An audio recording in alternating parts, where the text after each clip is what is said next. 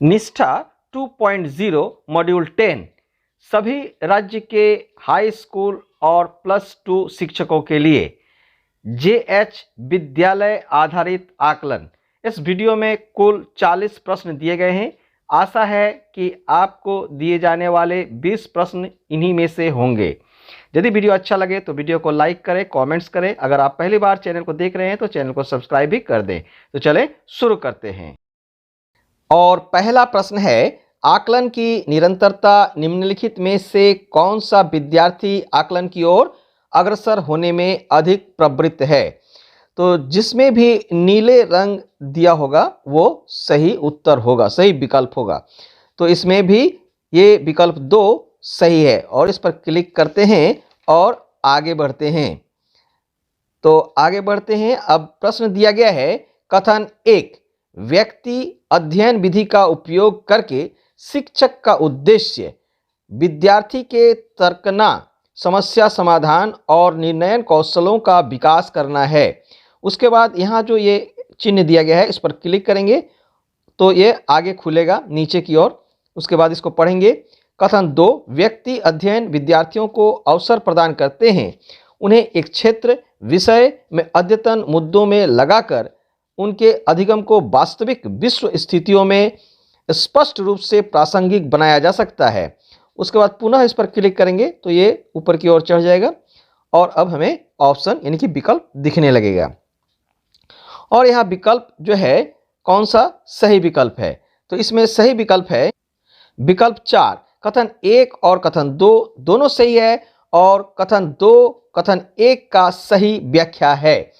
तो इस पर क्लिक करेंगे और हम लोग आगे बढ़ जाएंगे। इस प्रकार से नीला जिसमें भी होगा वो सही विकल्प होगा। आगे बढ़ते हैं। अब प्रश्न है, शिक्षण अधिगम एवं आकलन प्रक्रिया में प्रौद्योगिकी का समावेशन विद्यार्थियों की सहायता करता है और इसका सही विकल्प विकल्प 3, बहुआयामी और किसी भी समय कार्य आकलन के माध्यम से अधिगम के मार्ग। तो इस पर क्लिक करते हैं और आगे बढ़ते हैं। आगे प्रश्न है, अधिगम प्रतिफल निर्धारित करता है और इसका सही विकल्प विकल्प 2, विद्यार्थियों ने जो सीखा है उनसे उनके उपलब्धि की अपेक्षा की जाती है। तो इस पर क्लिक करते हैं और आगे बढ़ते हैं। आगे प्रश्न है, निम्नलिखित में से कौन सा विद्यालय आधारित आकलन का गलत विवरण है? तो इसका सही विकल्प है विकल्प 4, यह केवल सह शैक्षिक पहलुओं को शामिल करता है। तो इस पर क्लिक करते हैं और आगे बढ़ते हैं। आगे प्रश्न है, माध्यमिक स्तर पर ऑनलाइन आकलन की कौन सी सर्वाधिक सुविधाजनक विधि है? और इसका सही विकल्प है विकल्प 4, MCQ। तो इस पर क्लिक करते हैं और आगे बढ़ते हैं। आगे प्रश्न है, माध्यमिक स्तर पर आप आकलन रणनीति के रूप में केस अध्ययन को लेना पसंद कर सकते हैं क्योंकि? और इसका सही विकल्प है विकल्प 4। तो विकल्प 4 में दिया गया है, यह विद्यार्थियों को अनुसंधान एवं चिंतनशील परिचर्या में संलग्न या शामिल करता है। तो इस पर क्लिक करते हैं और आगे बढ़ते हैं। आगे प्रश्न है, निम्नलिखित में से कौन सा कथन आकलन की प्रक्रिया को सर्वोत्तम परिभाषित करता है? और इसका सही विकल्प 4, विद्यार्थियों में शैक्षिक परिवर्तनों के बारे में व्यवस्थित रूप से सूचना एकत्र करना। तो विकल्प 4 पर क्लिक करेंगे और आगे बढ़ेंगे। आगे प्रश्न है, निम्नलिखित में से कौन सी एक स्व आकलन की महत्वपूर्ण विशेषता है? और इसका सही विकल्प है विकल्प 3, या शिक्षकों की भूमिका को निकाल या हटाने के बारे में है। तो इस पर क्लिक करेंगे और आगे बढ़ेंगे।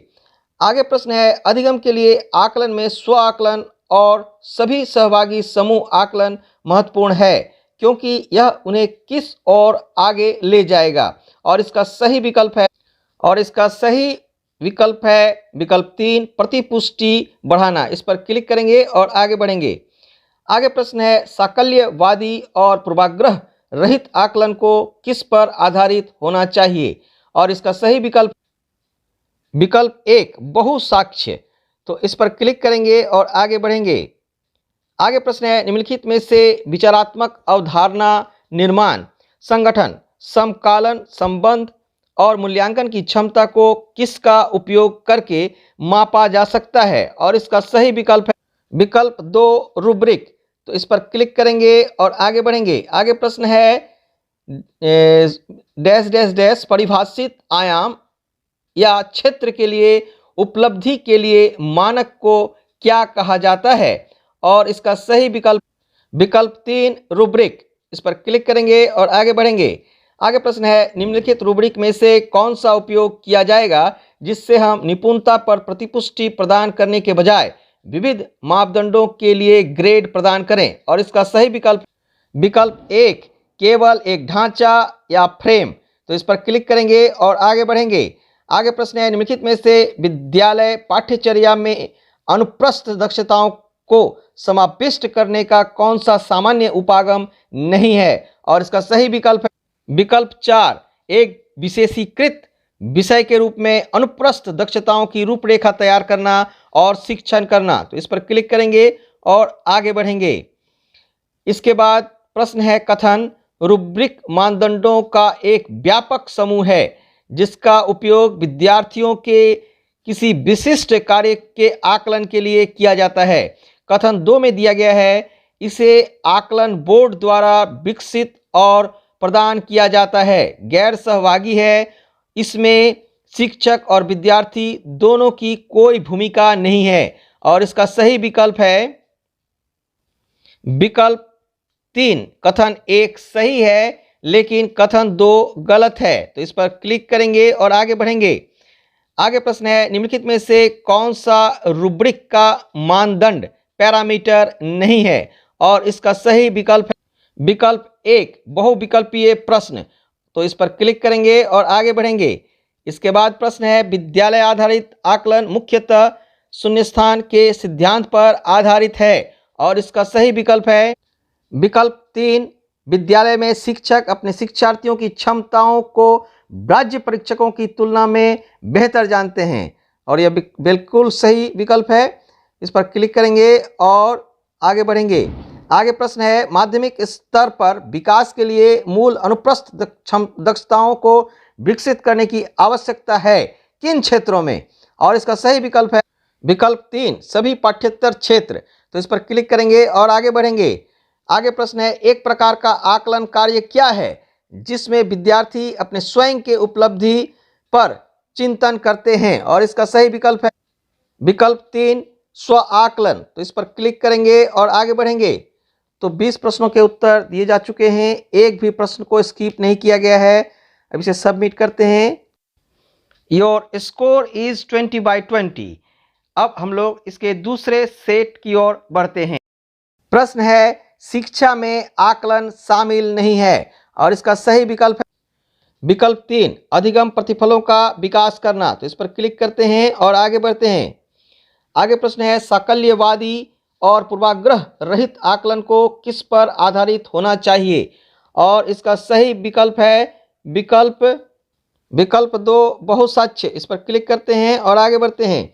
आगे प्रश्न है शिक्षण अधिगम एवं आकलन प्रक्रिया में प्रौद्योगिकी का समावेशन विद्यार्थियों की सहायता करता है।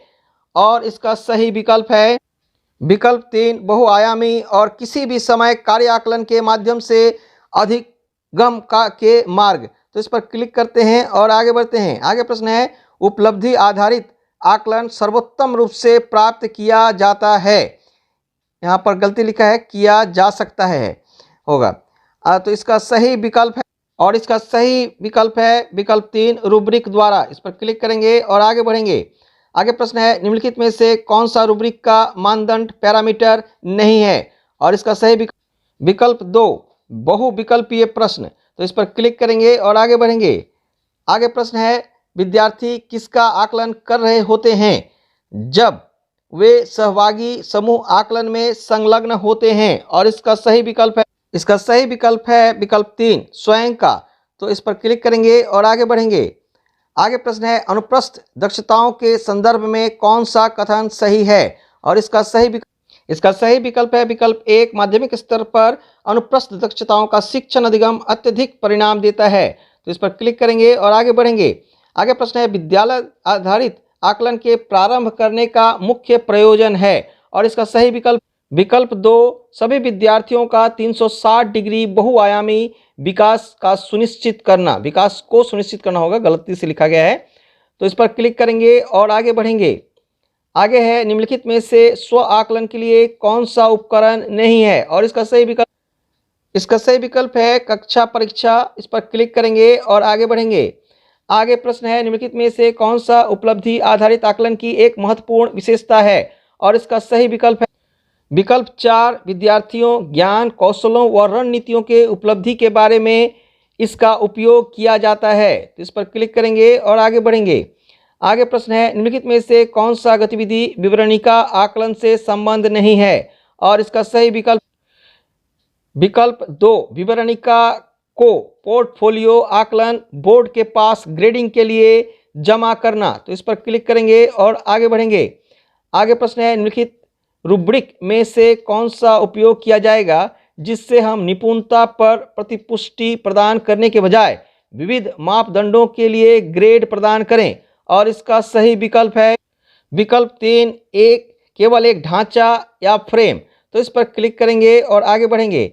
आगे प्रश्न है निबंधात्मक प्रकार के प्रश्नों का मुख्य लाभ क्या है, और इसका सही विकल्प है विकल्प 2, मिश्रित अधिगम प्रतिफलों का मापन कर सकते हैं जिन्हें अन्य प्रकार के प्रश्नों से मापा नहीं जा सकता। तो इस पर क्लिक करेंगे और आगे बढ़ेंगे। आगे प्रश्न है निम्नलिखित में से कौन सा विद्यार्थी स्व आकलन का रूप है, और इसका सही विकल्प 3, विद्यार्थी प्रगति के बारे में प्रश्नों का एक समूह जिसका वे उत्तर देते हैं।